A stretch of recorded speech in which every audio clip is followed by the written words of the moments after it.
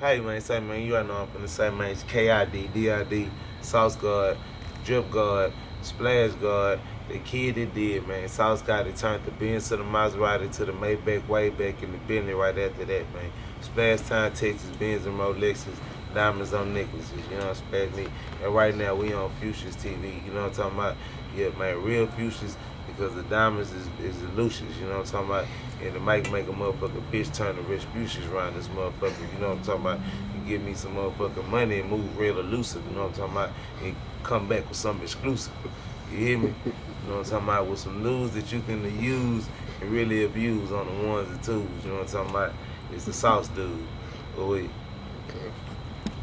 All right, man, this is a big interview right here, man. Let the niggas know who we rocking with right now on Fucious TV. Man, hey man, say man, you already know I'm finna say man, KID, DID, man, the kid that did Sauce God, Flavor I'm a stud, the reason why, the flavor is one, the reason why the sauce begun, you know what I'm talking about, the one that done Splash Town, Texas, you know what I'm talking about, Houston, Texas, legend, icon, you know what I'm talking about, CEO, entrepreneur, you know what I mean, Drip God, Hey, that's Sauce Walka. That's what's up, my nigga, man. I've been seeing you all over the internet, bro. You know what I'm saying? You been making noise out here and nationally. I seen you was in New York, you know what I'm saying? Since the cops was fucking with you, bro. Yeah. I mean, do that shit happen all the time, though? Like, they see, a black brother getting it out here and they trying to harass you? I mean, you know what I'm saying? I ain't gonna always, you feel me, like necessarily put that stereotype, you know what I'm saying, and that perception on, you know what I'm saying, the police, but at the same time, fuck the police for all the years of oppression and just misunderstanding and, you know what I'm saying, wrongfully injustice shit that been done to just me and my kind, period. But, you know, we play certain roles into that just as a cause and effect of what we just been through type shit. But I'm not, you know what I'm saying, I don't just blame it on them or why, you know what I'm saying, I ain't like one of them little stupid ass niggas that's just gonna sit up here and say, oh yeah, shit, that shit, yeah, they just be hating on the nigga. Sometimes police do be hating, sometimes that shit be wrong, sometimes the nigga be dead in the wrong, you know what I'm saying? So Yeah. this is more or less of a situation in the Airbnb in the area we was at in New York, like they wasn't prohibiting smoking at all in that particular area, and it was just like before weed became decriminalized and all that other type of shit, like all the way 1,000% legal. So they kind of, you know what I'm saying, caught a nigga down bad, you know what I'm saying, smoking in the car. I had like $60,000 cash in the car, little weed, just drinking shit in the car, served. So shit, when they pulled me up, we was parked, you know what I'm saying, but it was like, it was in the Jewish, Amish type neighborhood, so like people that was walking by, like they're not used to smelling weed or whatever, so Yeah. obviously somebody tipped the police call, but then a lot of the people came out and they was like trying to get the police to leave us alone and let us go type shit because people of their religion didn't believe in the police, so some of them said that they had nothing to do with it type shit, so I don't know whether it was a anonymous tip or the police just drove down on us and just seen 4 niggas sitting in a SUV smoking. Yeah. Or smelled the smoke because we was smoking that loud ass shit and they smoking their business. Yeah. And in New York, like a lot of the police officers drive around the Jakes and the D's, what they call them. They drive around in like unmarked regular little Hondas and shit with their windows down, not up. Yeah. With their windows down so they can see and smell and like they act like regular people, like, so. Yeah. Whatever, you know what I'm saying, nigga overcame that like a boss, you know, my money good, lawyers good. You showed the papers too. I remember, didn't you show the papers? Yeah. That shit, yeah.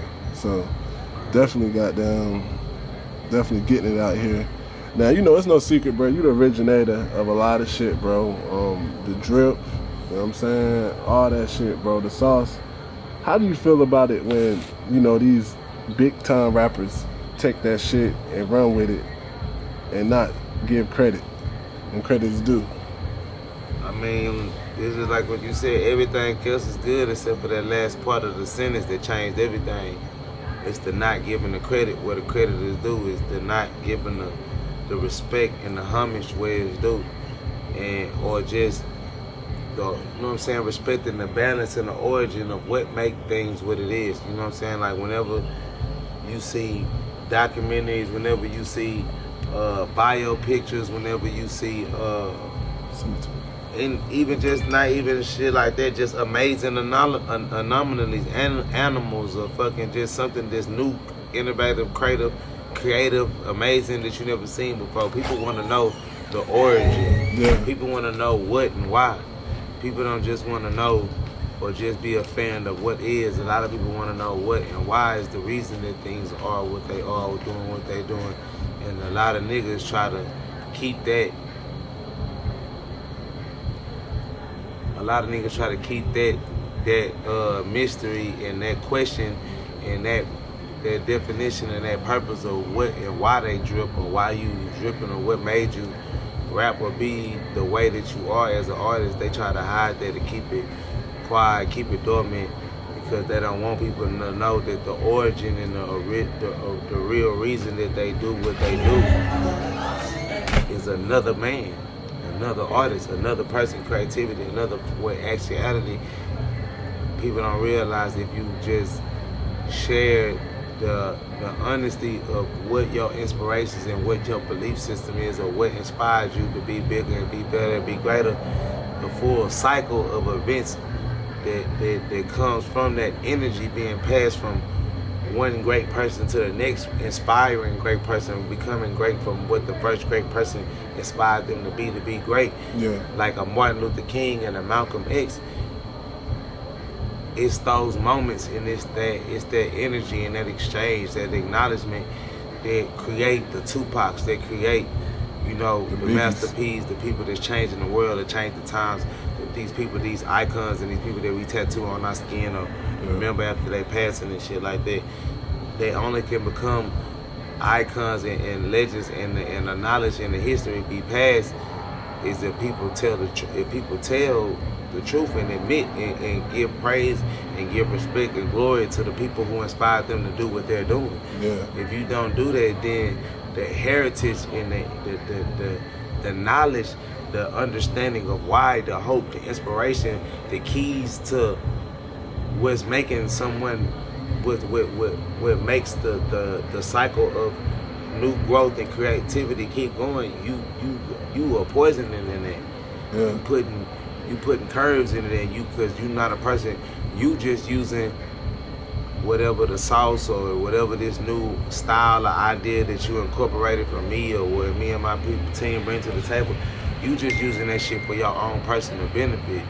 All you care about is making some money or getting a concert or getting a tour or getting a fan, fucking a bitch. Like, y'all don't use the sauce or believe in the sauce for what the sauce really is, or the purpose behind the drip and the lifestyle and the meaning. This shit like a real religion. It's a real train of thought.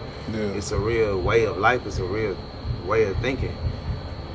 Just like, you know, when people believe in whatever morals that you have, whatever you believe, if you type of person that believe it, don't let a broomstick touch my feet because that's bad luck, that's bad karma, or don't split the pole. That's your belief system. That's what you was raised on and what you was taught, your religion. Yeah. Like sauce and the drip and the splash and how it awakens people and what it does to people. And like, you feel me, the power that it gives motherfuckers is way deeper and more serious than just some clothes or a way to dress or a way to rap.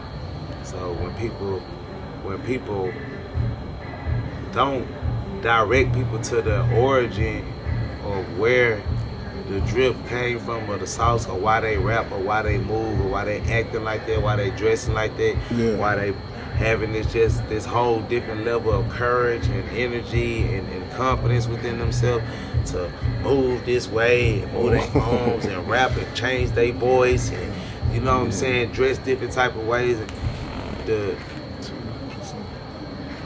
so I mean, I the seen shit that really make people, the shit and the spark that's really making them make you be different and make you go to the next level.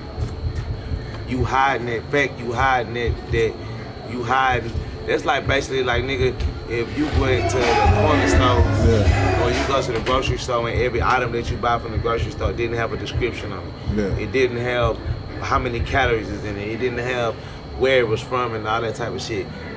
With you not telling us that pure information that we actually need to know to fully use this product, you're weakening in the brand, you weakening in the information, you weakening in the understanding of the message and the power of what it can do, not only for you, but for the whole world. Yeah. And what it means. It ain't about no selfish shit by me. Like, I want everybody to just be on my dick and know, hey, I'm Sauce Walka the Great One.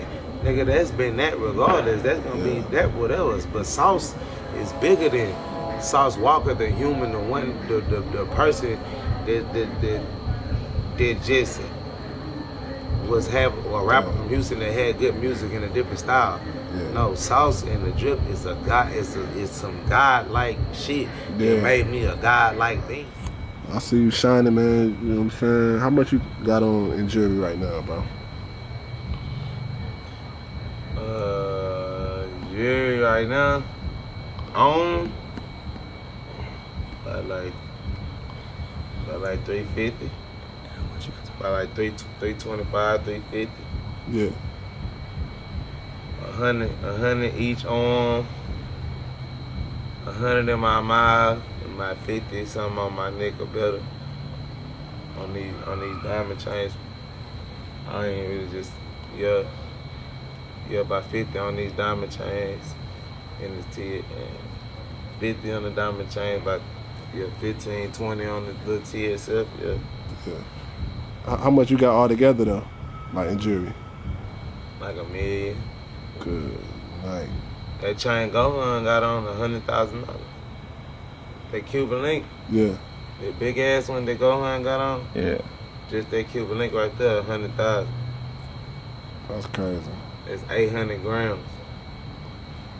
That's crazy, my nigga. And you came in the game with money, like you weren't even looking to sign, cause you know, I feel like niggas that come up in Houston, bro, they gotta go through Jay Prince, you know what I'm saying, Rap a Lot, to really get that national buzz. Oh yeah, you know, shout out to Rap a Lot, shout out to the OG Jay, shout out to the Godfather of the streets, but not just in my city, probably in your city too. You know what I'm saying?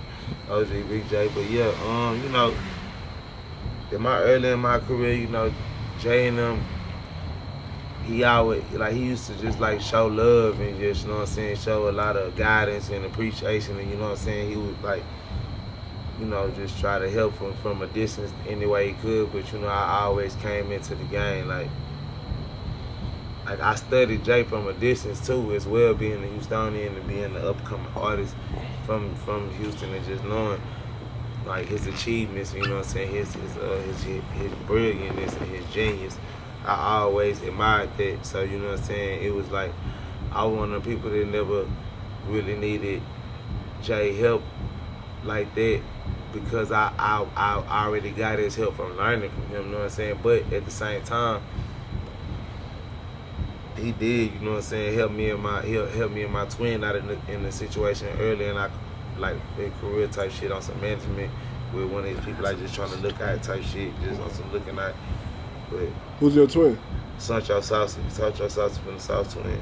Oh, okay. But yeah, nah, like I ain't never need no record deals or no pushes or no funding or no shit like that to, like, you know what I'm saying, make myself blow up as an artist, or you feel me? I was just, I became one of the biggest things, in not just in Houston at that time, but in Houston history. And with that being the godfather of the city, playing the position in Houston that I saw forward to look to be and to presume that position that he got one day in the future. Like, he just seen the breath of fresh air, you know what I'm saying? It's just so you niggas just look out from the best way they can when the motherfuckers see like, okay, my whole city got on a chance of being on top of the world again, actually from the hometown. Yeah. Like, you know what I'm saying? So I fuck with all the people from the city that's like OGs of real legends that give back to the city that's from the town. Okay. So, I mean, what's your relationship with, you know, what was it like with Maxo Cream? Oh, that's little bro. I fuck with Maxo Cream. Shout out to all the 10s, you know what I'm saying? It's 10 business, you know what I'm saying? It's all 10s. That's my brother. I fuck with Maxo Cream, even though y'all might not see it on the videos yet or the camera yet, but like, you know, Houston is it's a real life society, real life community or whatever amongst Houston before stardom and before celebrity shit. Most celebrities and stars that's big or made it out of Houston was all known or recognized that had a history in Houston before we all blew up as celebrities. So, you know, me and Maxo, we got old history, you feel me, from some like old areas in Houston we used to be in, a lot of parties, you know what I'm saying, high schools, apartment complexes that both our sets made a lot of noise in, you know what I'm saying. My set 102 Piru, his set 10, them 10 Farm Park, FPC, you know what I'm saying, Crip. Like we got a lot of history, you know what I'm saying, all through the southwest of Houston. Yeah. All through the whole southeast, southwest, north side, like, you feel me? So Maxo Cream really one of them niggas that's really out there making noise like that. He really in the streets, really got history out there like that. He ain't really doing this thing on the music. That's my little bro, salute. You know what I'm saying? Young boss nigga in the city making noise. Yeah. Okay, now, one shit that was, something that was real funny to me, bro, like, I'm a big wrestling fan, you know what I'm saying? And I seen you was going at Ric Flair, bro. Was you not trolling, but was it serious or it was just like for the internet, you know what I'm saying? Nah, but none of that. Shit, Ric Flair just said some stupid shit on the internet that wasn't the truth. He tripped out. He jumped on the internet and said he made up the drip and asked some other artists, that he really create and make up the drip. Then you gotta know my daddy a wrestler too, so like. Oh, your daddy a wrestler? Yeah, my dad was a professional wrestler at some point, at a point in time. Like, okay. I grew up a lot of like meeting different wrestlers and shit. Like Odd Man Johnson was like my uncle, Undertaker. Oh, you used to be around there. Yeah, what was your dad? Dwayne Johnson. My daddy named Outrage Walka. He was with the Nation of Domination back in the day with like Farouk and D-Lo Brown and The Rock. Like he was in the Nation of Domination. He fought like the Kane one time and shit like he like a few little small big matches that was on TV, pay-per-view shit like that. But my daddy was more famous and more known for being an independent entrepreneur wrestler that owned his own federation and like was big on like a lot of southern like region TV stations or whatever. Like for my dad did a lot of commercial shit like that. So like, nigga, we been dripping and been having sauce and flashing, like having money. Like my daddy was never rich or no shit like that, but my daddy was a hard working nigga. Like he gonna make money. He gonna use his sauce and his my daddy a big nigga. He used his physique and all that shit to like make himself money or like get advertisement or be on movies or try to get in video shoots and shit like that. Like, you know what I'm saying? He was a hustler. He was security, whatever. Like, you know what I'm saying? Security, bodyguard. He owned his own security company at the point in time. So, like, my old man that did all type of shit, that nigga gonna get him some money, but at the same time, you know how that shit be going. He went through his downs, a lot of downs growing up, with me coming up too. So you feel me, like a nigga like Ric Flair, that you really just talking, you just high, you really just saying you wore nice jackets back. Like if he would have got on that motherfucker and said, tell the word that I the first motherfucker to put Cupid zirconiums and rhinestones and diamonds on my jacket, and I was the first wrestler to wear a Rolex and come out, I would have never said nothing about that. That wasn't a conversation. The man said he invented the drip. Mm-hmm. I invented the drip. I invented the sauce. I invented the drip. Fact. You know what I'm saying? And my old man birthed me, so shit, nigga, he nutted the drip out his balls. So that shit, if anybody created the drip, it was that nigga. Yeah. Cause he created the nigga that created the drip god. So, wasn't about no publicity and none of that. I don't give a fuck about none of that. I want Ric Flair and them to delete that post office page, and that's exactly what he did. Yeah. Because whoever was over his marketing team and over his promotion team said, hey, Rick, I think you need to delete this picture because you pissed some niggas off, and this is not the type of stuff that we trying to promote and have us and your brand related to. And now I made a big deal and a big controversy about it, so it would get, because social media reaches out to anybody and everybody. So I know, you feel me, us getting on his ass and my daddy making fun of him and us making fun of him and making him look like a cocaine head, like he is. Talking about you created our religion and our lifestyle that we, you know what I'm saying, that we live by. It shut that shit up, you know what I'm saying? You know, everybody that needed a reminder of who the real drip is and how we take and how we handle motherfuckers that false claim and proclaim the sauce shit. That's how we gonna expose them.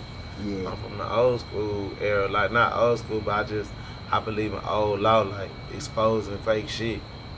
I'm from an era where we didn't allow fake and weak shit and soft shit to like be overlooked just because you didn't want to cause commotion or it's not necessarily your business. I'm from an era where like weak shit, keep that away from us. Real shit, that's what we fuck with. If something that was around us that was portrayed or perceived that we thought that was some real shit and we discovered that it's fake, everybody around us need to know that. So we come from. So you know, it's a new wave of artists that's doing that thing in Houston right now, man. Who you think putting on? Like, you know what I'm saying? Who you think really putting on? Really putting on for Houston? Yeah, for Houston. TSF, Rizzo. TSF, Rizzo. You know what I'm saying? Rizzo. Vucci P. Drippy. Not Gohan from Chicago, but all my orders, me. But outside of TSF, you know, you got like Lil Jeremy making noise, Lil Jeremy, Fast Lane, Maxo Green, shit like that. But, you know, it's TSF business. Oh, okay. Drippy. We really the hottest niggas in the city. You know, they just dropped that little Say Cheese little list, Texas top 25 artists. Oh, yeah. We had 3 artists on the list. Talk about, like, you know what I'm saying, it's no secret. You're part of the Piru, you know what I'm saying, Blood Gang. Can you talk Big about... Bird, 102 Piru, South Park. Yeah. Can you talk about, like... MLK, Martin Luther King Boulevard, Capital P shit, Big Bird, Roosters. Yeah. Can you talk about, like, what made you want to, you know what I'm saying, get into all that? Or? Shit, it was at a point in time in my life where it's really my whole hood, you know what I'm saying, for number one.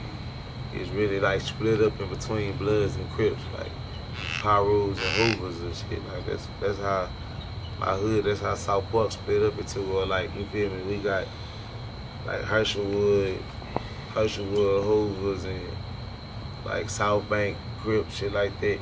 And like my hood, where I'm from, dead end, Martin Luther King, it's a lot of like Pirus and shit over there, like 5'9" Pirus, and like I sit 102 Piru, Ashburn Street, Martin Luther King, like, you know what I'm saying?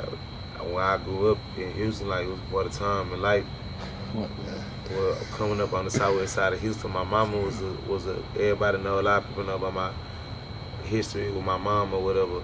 My mama was a drug addict, she was a crackhead or whatever, like with a real drug habit my whole life, but she from Chicago, but she lived with me in Houston and shit at times as well. So,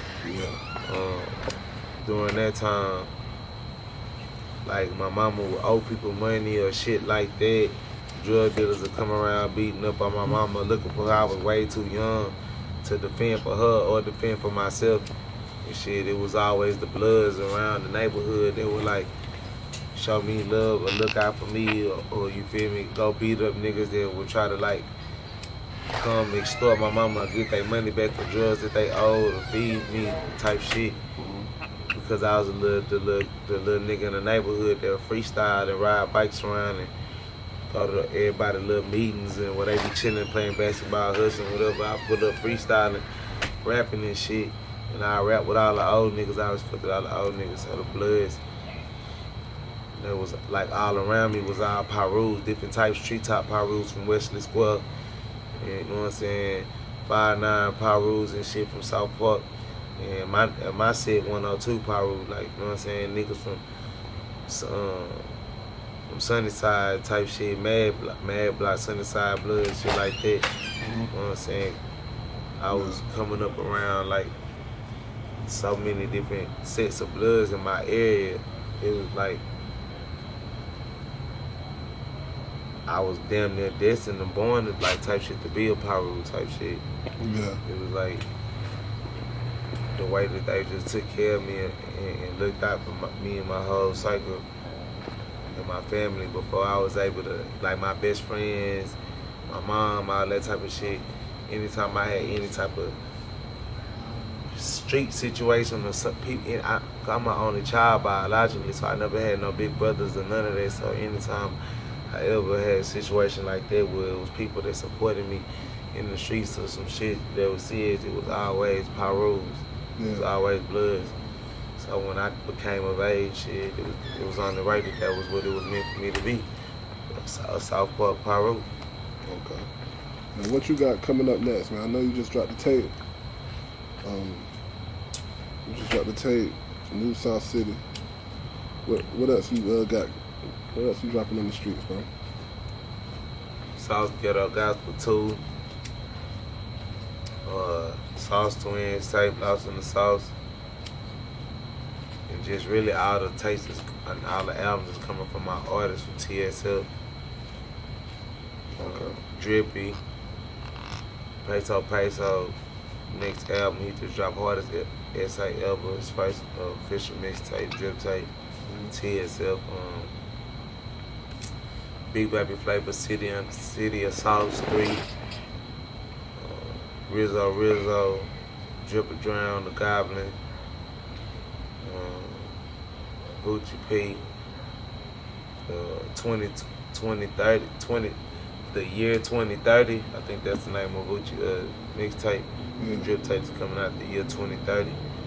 It's not coming out in the year 2030, but Gucci is coming back from the future to release the mixtape. So he dropping his drip tape is gonna be titled the year that he actually lives in the future in 2030. So okay, he dropping that.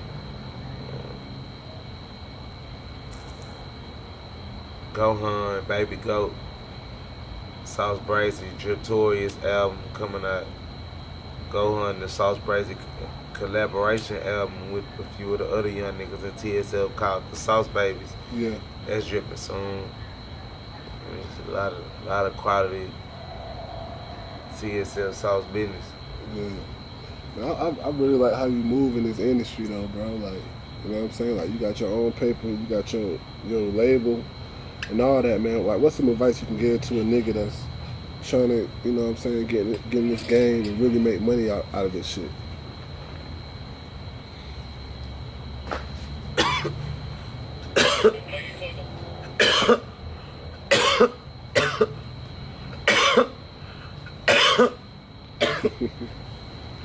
Those gas. Yeah. It's good. Number one, the first piece of advice I would give somebody in this shit is like knowing what you want and knowing what you're really trying to accomplish and what you're trying to do before you do it, not just do it. And like my personal opinion, I feel like a lot of people start things and don't finish them, or get themselves in situations or commitments, or start goals or jobs or hobbies or whatever that really didn't necessarily know exactly what they wanted to do or where they wanted to go or how much they was willing to invest themselves or invest their money or invest their time into doing that particular task and being successful at it. I feel like that's for number one, is, you know what I'm saying, assertiveness and confidence of whatever you're trying to do, whatever you're trying to reach after.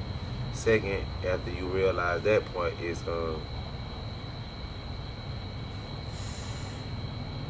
having a plan. You know what I'm saying? Like, and not just like an idea or like a idea or a, you know, strategic a plan. scheme. No, No, we haven't got to that point yet. Okay. You know what I'm saying? How not to undermine yourself by trying to put all your eggs in one basket or doing something off of a thought or an idea, but not an actual plan, an actual layout, an actual A, B, C, D. Because before you get to a strategy, you have to get a foundation. Before you get to a strategy, you have to get a purpose. Strategy is what you do within the purpose. Strategy is the direction or the way that you went about it, the skill in which you use, or your work ethic, or the time frame you did it, or what direction or what angle you came from. But before you get to the strategy of how you're gonna beat someone in a game, first you have to get to the game and pick the game that you're going to play. Whether you're gonna play football, basketball, or soccer. First you have to pick a game and know the game that you're gonna play. And not only know the game you're gonna play, know what position you wanna play in the game. Do you wanna be a coach? Do you wanna be a player? Do you wanna be a referee? And then once you know those things, then you got confidence and assertiveness in that. Then you pick your strategy up and you start implementing your work ethic and how and why you're gonna do it and move forward in that. And once you get to that point, after you get to the first two things, is the work ethic and the investment. Like, you gotta know that you gotta work, you gotta know that you gotta invest, and you gotta know that you gotta find ways to come up with money, or have people to have money, or have some type of exchange or trade, something that's worth money or the equivalent of money to get your job done. Mm-hmm. Like, have that much talent, have that much creativity, have that much ideas, have that much ammunition to just bring to the table to get other people around you to believe in your vision, or move the way you move, or support whatever, you know what I'm saying, goal or task or new creation that you're trying to, you know what I'm saying, deliver to the world and make your money off of it, or just make your mark. Okay.